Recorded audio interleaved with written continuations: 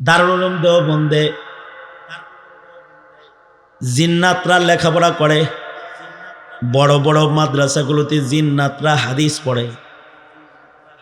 শাহ ওলিউল্লাহ মুহাদ্দিস দেহলভীর রহমতুল্লাহের কামরার ভেতরে তো জিন্নাতরা থাকতো, কিন্তু একদিন জিন সাপের আকৃতিতে শাহ ওলিউল্লাহর সামনে আসছে তাহাজ্জুদের সময়। আর ওলিউল্লাহ মুহাদ্দিস দেহলভী রহমতুল্লাহ আলাইহি সাপ মনে করে এটারে বাড়ি মারছে আর মরে গেছে। যখন মরে গেছে তো এই জিনদের রাজ্যের শরিয়া আদালত থেকে দুইজন পুলিশ এসে গ্রেফতার করে ওলিউল্লাহ মুহাদ্দিস দেহলভীকে জিনদের রাজ্যে লয়ে গেছে। একেবারে রাজ্যে নিয়ে দাঁড় করাইছে। দাঁড় করায় বলে, তুমি যে একটা জিনের উপরে জুলুম করলা, লাঠি দিয়ে মারলা, কাম করলা, এটা জানো সে কে? মুহাদ্দিস দেহলভী জিনদের রাজ্যে যাওয়ার পরে দেখে হাজার হাজার জিনরা একত্রিত হয়েছে। একজন বয়োবৃদ্ধ জিন বসে রয়েছে, কাফনে সজ্জিত একজনকে মাইয়িত হিসেবে জানাজা করার জন্য কাতার করছে। জানো সে কে? কে সে? সে হলো আমাদের রাজ্যের বাদশাহ, মুসলিম জিনদের বাদশাহ। এই বাদশার ছেলে যারা তোমার কাছে হাদিস পড়ে তাদের একজন সে। বাদশাহ তার সন্তানদেরকে তোমার কাছে হাদিস পড়তে পাঠায়, আর তুমি কিনা বাড়ি দিয়া মাল্লা, একটা জান মাল্লা।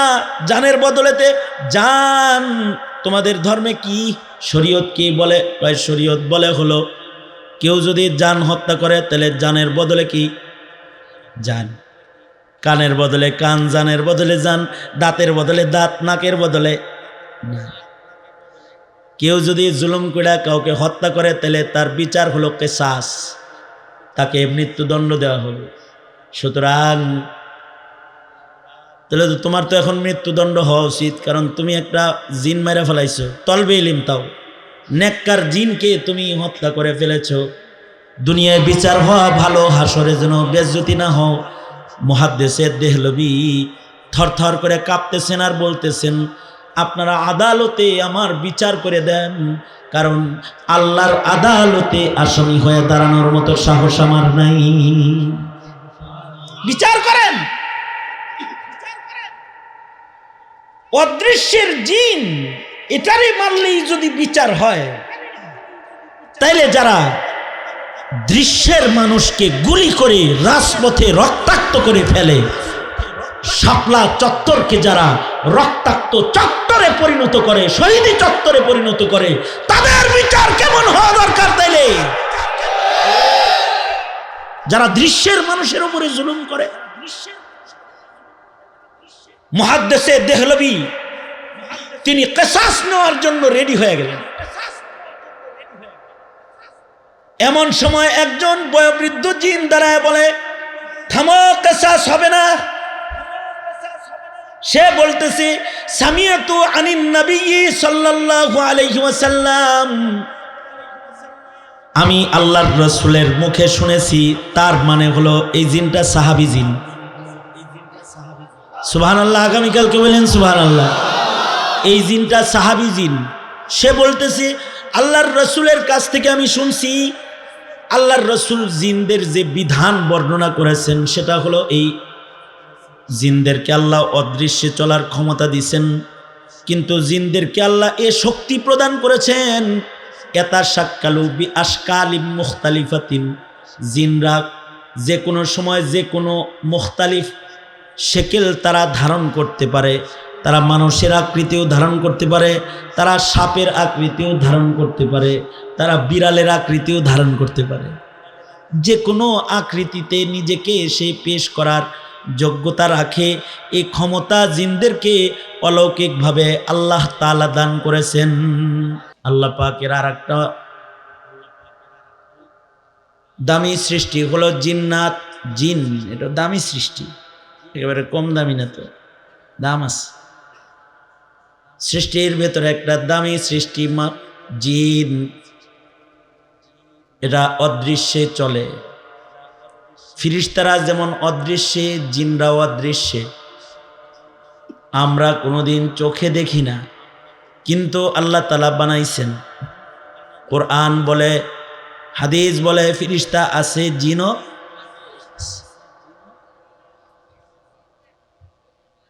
তবে জিন্নাতদের ভেতরে কিছু জিন আছে নেককার জিন, যারা আল্লাহর শরীয়ত মানে, আল্লাহ পাকের হুকুম মানে, যারা আল্লাহ পাকের নির্দেশের পাবন্দ, এই জিন্নাত গুলাও আল্লাহর জান্নাতে যাবে। আল্লাহু আকবার। কিন্তু যারা আল্লাহর হুকুম মানে না, তারা হলো শয়তান জিন। যেমন আজাজিল, শয়তান, আল্লাহর হুকুম মানে নাই, অদৃশ্যে চলে, অদৃশ্যের সৃষ্টি। জিনকেও আল্লাহ তাআলা আল্লাহ পাকের ইবাদতের জন্য বানাইছেন। আল্লাহ পাক বলেন, ওমা খালাকতুল জিন্না ওয়াল ইনসা ইল্লা লিয়াবুদুন। মানুষ এবং জিন, জিন এবং ইনসান উভয়কেই আল্লাহ তাআলা যে উদ্দেশ্যে বানাইছেন, উদ্দেশ্যটা হলো ইবাদত। উদ্দেশ্য কি? ইবাদত। কিন্তু আল্লাহ পাকের মুকাদ্দাস সৃষ্টি যেটা ফিরিস্তা, এরা কিন্তু শুধুই ইবাদত করে, লা ইয়াসুন আল্লাহ। তারা আল্লাহ পাকের বিরোধিতা কখনোই করে না, তারা কখনো গুনাহ করে না। আল্লাহ পাকের আজব অদৃশ্যের সৃষ্টি ফিরিস্তা, তারা কখনোই আল্লাহ পাকের নাফরমানি করে না। আল্লাহু আকবার। ফিরিস্তারা শুধুই মাত্র ইবাদত করে। তবে ফিরিস্তাদের জন্য কোনো শরীয়ত নাই। যাকে আল্লাহ তাআলা যে নির্দেশ করেছেন, সে শুধুই মাত্র সেই কাজ করে। যারে রূহ কবজ করার দায়িত্ব দিয়েছেন, সে রূহ কবজ করে। যারে বৃষ্টি বর্ষণের দায়িত্ব দিয়েছেন, সে বৃষ্টি বর্ষণ করে। যাকে সিংহায় ফু দেওয়ার দায়িত্ব দিয়েছেন, সে সিংহা মুখে লয়ে বয়ে রয়েছে। যখন আল্লাহ নির্দেশ করবে, দাঁড়িয়ে আছে যেভাবে, ওইভাবে আল্লাহর নির্দেশ পর্যন্ত দাঁড়িয়ে থাকবে। আল্লাহর রাসূল মেরাজ থেকে এসে বলে, ইসরাফিলকে দেখেছি এক পা সামনে এক পা পিছনে, সিংহা মুখে নিয়ে ফুঁক দেওয়ার জন্য প্রস্তুত হয়ে দাঁড়ায় রয়েছে। সৃষ্টির পর থেকে দাঁড়ায় আছে, কিয়ামত পর্যন্ত দাঁড়ায় থাকবে। লা ইয়াসুন আল্লাহ, কখনো বসবে না, কখনো আরাম করবে না। যেভাবে আল্লাহ দাঁড় করায় রেখেছেন, এভাবে সে কিয়ামত পর্যন্ত দাঁড়ায় থাকবে। যখন নির্দেশ করবেন ফু দেওয়ার, তখন ফু দিবে।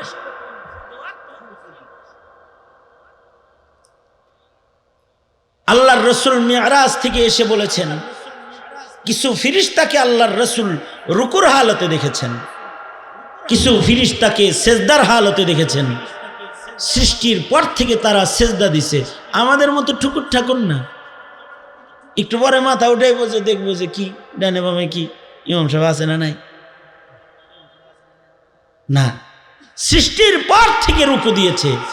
কি হইতেছে, কোন জায়গায় কি হইতেছে, কোনো চিন্তা তাদের নাই। আল্লাহর নির্দেশ রুকু সেজদা, রুকুর হালতেই কিয়ামত পর্যন্ত থাকবে, সেজদার হালতে কিয়ামত পর্যন্ত থাকবে, জিকিরের হালতে কিয়ামত পর্যন্ত থাকবে। আল্লাহু আকবার কবীরা। এই কারণেই এ ফিরিস্তারা আল্লাহর কাছে বলেছিলেন, নাহনু নুসাব্বিহু বিহামদিকা ওয়া নুকদ্দিসু লাক। ওগো আল্লাহ, আমরা সব সময় আপনার ইবাদত করি, তসবিহ পড়ি, আপনার জিক্র আজকার করি, আপনার হামদ সানা করি, আপনার নির্দেশ মেনে কদম কদম আমরা চলি। এরপরেও কেন আপনি আবার মানুষ বানাইবেন? ইবাদতের জন্য নতুন করে মানুষ বানাইবেন কেন?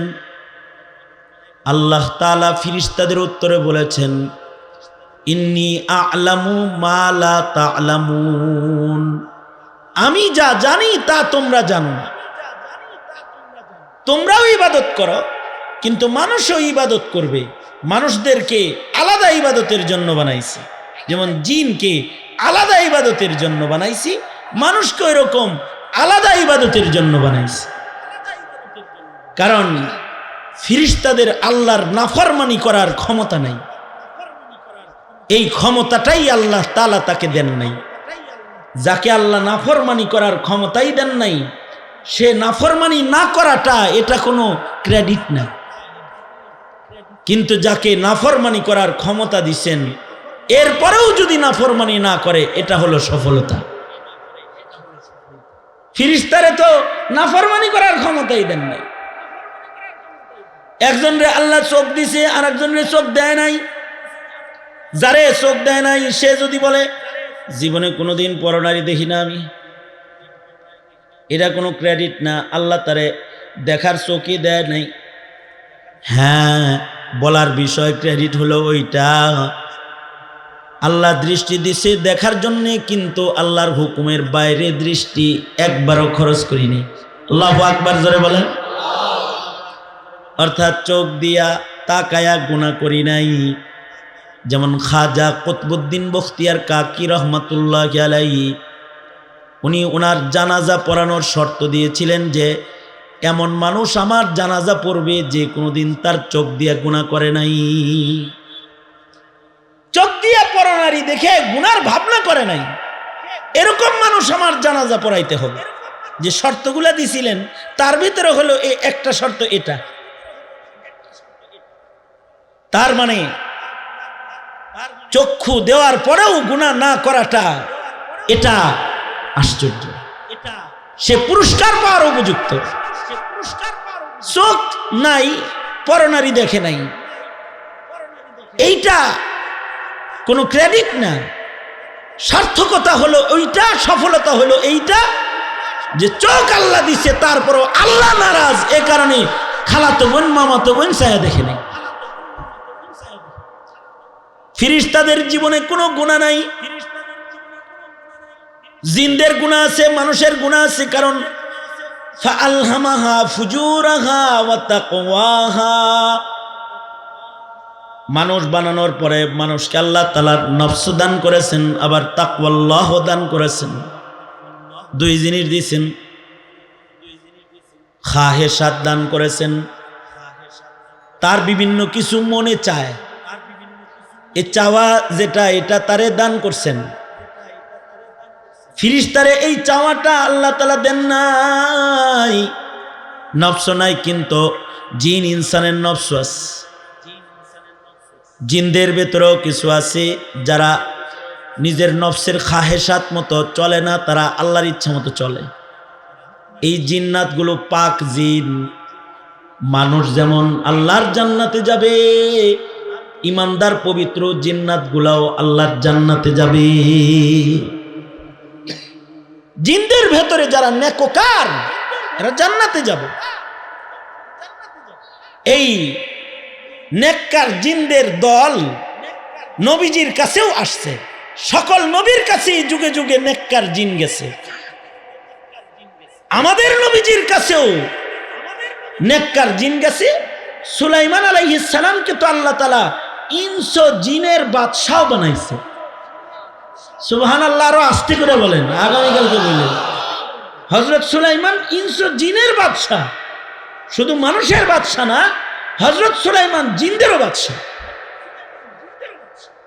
আমাদের নবী আলাইহিস সালাতু ওয়াস সালাম শুধু মানুষের নবী না, সব মাখলুকাতের নবী, জিনদেরও নবী। আদম আলাইহিস সালাতু ওয়াস সালাম শুধু মানুষের নবী না, জিনদের জন্য নবী। সকল নবীরা মানুষের জন্য শুধু নবী না, জিনদের জন্য নবী। এই কারণেই ইবলিস শয়তান তো জিন। সে মুসা নবীর কাছে গেছে, যা বলছে, পয়গম্বর আপনি তো আল্লাহর লগে কথা কন, আল্লাহর একটু জিগায়েন, ক্ষমা পাওয়ার কোনো লাইন আমার আসেনি। এক সময় তো সে মুআল্লিমুল মালাইকা ছিল, তখন আল্লাহর লগে কথাবার্তা হইতো। কিন্তু সে যখন অভিশপ্ত হয়ে গেছে, এবার পয়গম্বর মুসার মাধ্যমে আল্লাহর কাছে খবর পৌঁছায় পয়গম্বর আল্লাহকে একটু বলবেন আমার ক্ষমা পাওয়ার কোনো লাইন আসেনি। তো রেওয়ায়েতে আছে মুসা আলাইহিস সালাম বলে যে আল্লাহ ইবলিসের ক্ষমা পাওয়ার লাইন আসেনি, কবরে সেজদা দিতে কইছে। জেতাটারে সেজদা দিই নেই আর মরাটারে সেজদা দিব আমি। জিনদেরও নবী, নবীরা শুধু মানুষের নবী না, নবীরা জিনদের জন্য নবী। নবীদেরকে আল্লাহ তাআলা যুগে যুগে শরীয়ত দিয়েছেন, এই শরীয়ত জিনেরাও মানছে।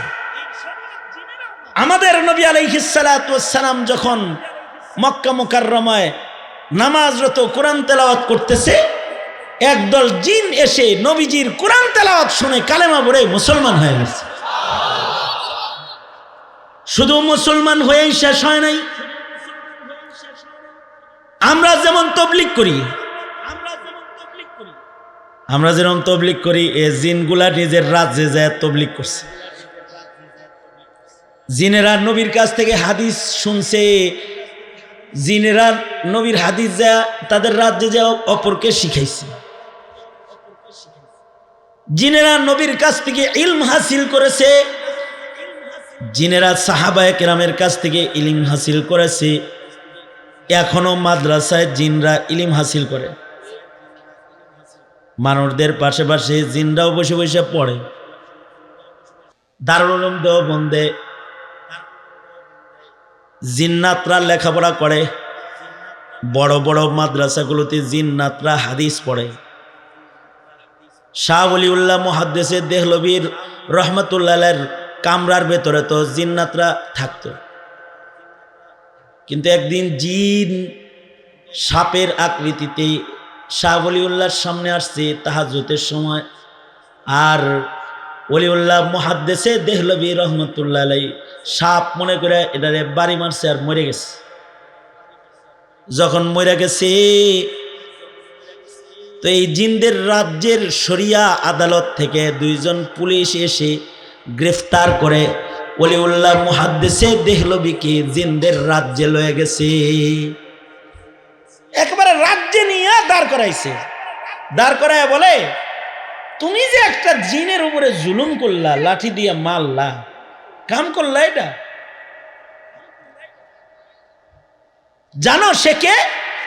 মুহাদ্দিসে দেহলভী জিনদের রাজ্যে যাওয়ার পরে দেখে হাজার হাজার জিনরা একত্রিত হয়েছে, একজন বয়োবৃদ্ধ জিন বসে রয়েছে, কাফনে সজ্জিত একজনকে মাইয়িত হিসেবে জানাজা করার জন্য কাতার করছে। জানো সে কে? কে সে?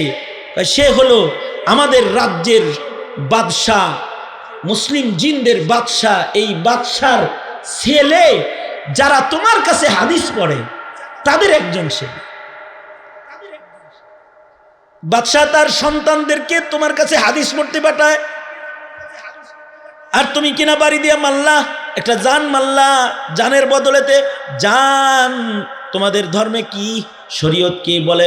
শরীয়ত বলে হলো কেউ যদি জান হত্যা করে তাহলে জানের বদলে কি? জান। কানের বদলে কান, জানের বদলে জান, দাঁতের বদলে দাঁত, নাকের বদলে না।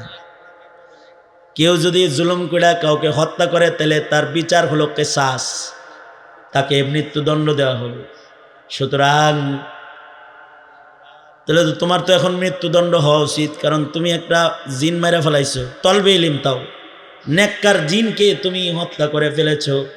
দুনিয়ায় বিচার হওয়া ভালো, হাসরে যেন বেজ্জতি না হও। মুহাদ্দিসে দেহলভী থরথর করে কাঁপতেছেন আর বলতেছেন আপনারা আদালতে আমার বিচার করে দেন, কারণ আল্লাহর আদালতে আসামি হয়ে দাঁড়ানোর মতো সাহস আমার নাই। বিচার করেন। অদৃশ্যের জিন এটারই মানলেই যদি বিচার হয়, তাইলে যারা দৃশ্যের মানুষকে গুলি করে রাজপথে রক্তাক্ত করে ফেলে, শাপলা চত্বরকে যারা রক্তাক্ত চত্বরে পরিণত করে, শহীদি চত্বরে পরিণত করে, তাদের বিচার কেমন হওয়া দরকার? তাইলে যারা দৃশ্যের মানুষের উপরে জুলুম করে। মুহাদ্দিসে দেহলভী তিনি কিসাস নেওয়ার জন্য রেডি হয়ে গেলেন। এমন সময় একজন বয়োবৃদ্ধ জিন দাঁড়ায় বলে, থামো, কিসাস হবে না। সে বলতেছে, সামিয়াতু আনিন নবী সাল্লাল্লাহু আলাইহি ওয়াসাল্লাম, আমি আল্লাহর রাসূলের মুখে শুনেছি। তার মানে হলো এই জিনটা সাহাবী জিন। সুবহানাল্লাহ, আগামীকালকে বলেন সুবহানাল্লাহ। এই জিনটা সাহাবী জিন। সে বলতেছে, আল্লাহর রাসূলের কাছ থেকে আমি শুনছি, আল্লাহর রাসূল জিনদের যে বিধান বর্ণনা করেছেন সেটা হলো এই, জিনদেরকে আল্লাহ অদৃশ্যে চলার ক্ষমতা দিয়েছেন, কিন্তু জিনদেরকে আল্লাহ এ শক্তি প্রদান করেছেন, ইয়াতাশাক্কালু বিআশকালিম মুখতালিফাতিন, জিনরা যে কোনো সময় যে কোনো মুখতালিফ শেকেল তারা ধারণ করতে পারে। তারা মানুষের আকৃতিও ধারণ করতে পারে, তারা সাপের আকৃতিও ধারণ করতে পারে, তারা বিড়ালের আকৃতিও ধারণ করতে পারে। যে কোনো আকৃতিতে নিজেকে সে পেশ করার যোগ্যতা রাখে। এই ক্ষমতা জিনদেরকে অলৌকিকভাবে আল্লাহ তাআলা দান করেছেন।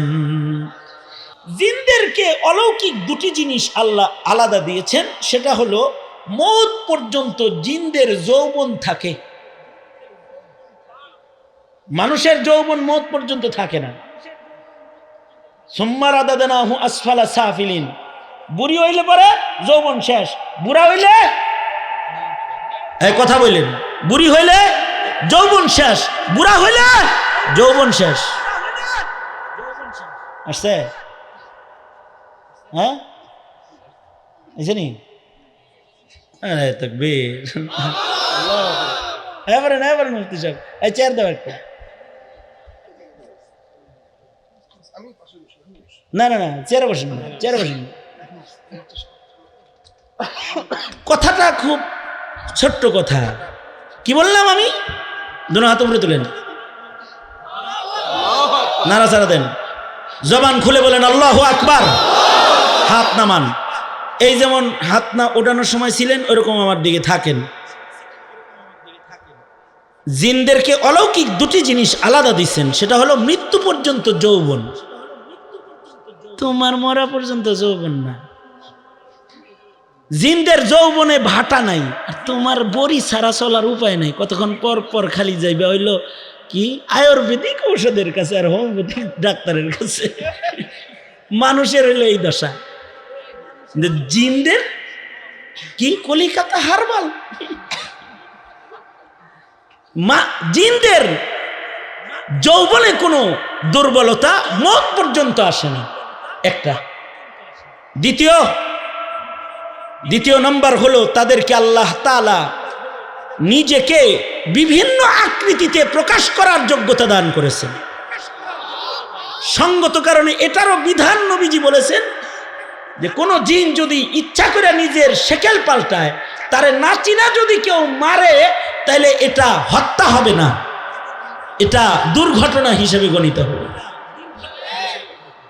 সাপের আকৃতি ধরছে, তখন যদি তারে কেউ বাড়ি দিয়ে মারে, তাহলে এটা দুর্ঘটনা হবে। কিন্তু আল্লাহর রাসূল দেখেন, শুধু মানুষের হক আদায় করেন নাই, আল্লাহর রাসূল জিনের হক আদায় করছে। আল্লাহর রাসূল সাহাবায়ে কেরামদেরকে বলে, সাহাবীরা, ঘরের ভেতরে কোনো সাপ দেখলে এ সাপকে সরাসরি আঘাত করে মেরো না, আগে আওয়াজ দাও তারপরে। এ কারণে সাহাবী হাদিস রিওয়ায়াতকারী বলে যে আমি 3 বার করে ডাকতাম সাপ দেখলে ঘরের ভিতরে, এই তুই কি জিন না সাপ, এই তুই কি জিন না সাপ, এই তুই কি জিন না সাপ। যদি 3 বারের পরেও কোনো জবাব না দিত তাইলে পারে। আজব, আল্লাহর রাসূল জিনের উপরে জুলুম না হয় এজন্য বিধান বলে দিয়ে গেছেন। আবার জিনদেরকে বলেছেন, তোমাদের আকৃতি না চিনে তোমাদেরকে কেউ যদি মারে, তাহলে কিন্তু এর জন্য কোনো কেসাস টেসাস নাই, সুতরাং তোমরা এমনটি করবে না। আবার জিনেরা নবীর দিরে 2 বার রাসূলকে জিনরা দাওয়াত দিয়ে নিছে রাজ্যে, আল্লাহর নবীকে। জিনেরা নবীজিকে বলে, আল্লাহর নবী, আপনার উম্মত যেন হাড্ডির দ্বারাই যেন ঢিলা কলব ব্যবহার না করে মানা করেন, কারণ আমরা জিনেরা হাড্ডি থেকে রিজিক নেই। হাড্ডির ভেতরে আমাদের রিজিক, অর্থাৎ আমরা কিছু খেয়ে যখন ফেলে দিই, এই হাড্ডিটা জিনদের কাছে যাওয়ার সাথে সাথে জিনেরা এই হাড্ডি ধরার সাথে সাথে এটা আবার গোশতে রূপান্তরিত হয়, তারা এখান থেকে খাবার খায়। আল্লাহু আকবার কবীর। হাড্ডির থেকে খানা খায়। তো হযরত ওলিউল্লাহ মুহাদ্দিসে দেহলভী বলে, যখন এই সাহাবী সাক্ষী দিয়ে দিল, সাহাবী জিন, আমার খুশকিসমত যে সাহাবী দেখি নাই কিন্তু সাহাবী জিন দেখে ফেললাম। তো জিনেরা আমাকে সোনার পালকিতে চড়ায় আবার বাড়ি দিয়ে গেছে। জিন অদৃশ্যের, কিন্তু তাদের শরীয়ত আছে। কিন্তু অদৃশ্যের জিন যারা শরীয়ত মানে না, ওরা হলো শয়তান। মানুষের ভেতরে দুই প্রকারের মানুষ। এক প্রকারের মানুষ অদৃশ্যের শয়তান জিনের খাসলত হয়ে গেলে তারা হয় মানুষ শয়তান। আর মানুষের ভেতরে কিছু মানুষ আল্লাহর শরীয়ত না মেনে তারা গরু ছাগলের মতো নিজেকে হাইওয়ান মনে করলে তারা ইনসান রয় না, তারাও হয় হাইওয়ান। এ কারণে মানুষ যেন শয়তান জিনের খপ্পরেও না পড়ে, আবার মানুষ যেন হাইওয়ানও না হয়। আল্লাহ তাআলা মানুষের ভেতরে মনোনীত মানুষ নবীদেরকে পাঠিয়েছেন যে এরা আমার মনোনীত, তোমরা শয়তানও হয়েও না, হাইওয়ানও হয়েও না, নবীদের অনুসরণ করে করে তোমরা ইনসান হও। আমাদের নবীজিও শেষ নবী হয়ে এসেছিলেন মানুষকে মানুষ বানানোর মিশন নিয়ে। কিয়ামত পর্যন্ত আর কোনো নবী রাসূল আসবে না, কিন্তু কিয়ামত পর্যন্ত উলামায়ে কেরাম আসবে যারা আল্লাহর পছন্দ, আল্লাহর পছন্দের রং, আল্লাহর পছন্দের আদর্শ জাতির কাছে পেশ করবে। যারা আল্লাহর পছন্দকে গ্রহণ করে ইবাদত করবে তারা হবে আল্লাহর জান্নাতি মেহমান। আর যারা আল্লাহর পছন্দকে গ্রহণ না করে শয়তানের পছন্দ গ্রহণ করবে তাদের জায়গা হবে ইবলিস শয়তানের সাথে আল্লাহর জাহান্নামে।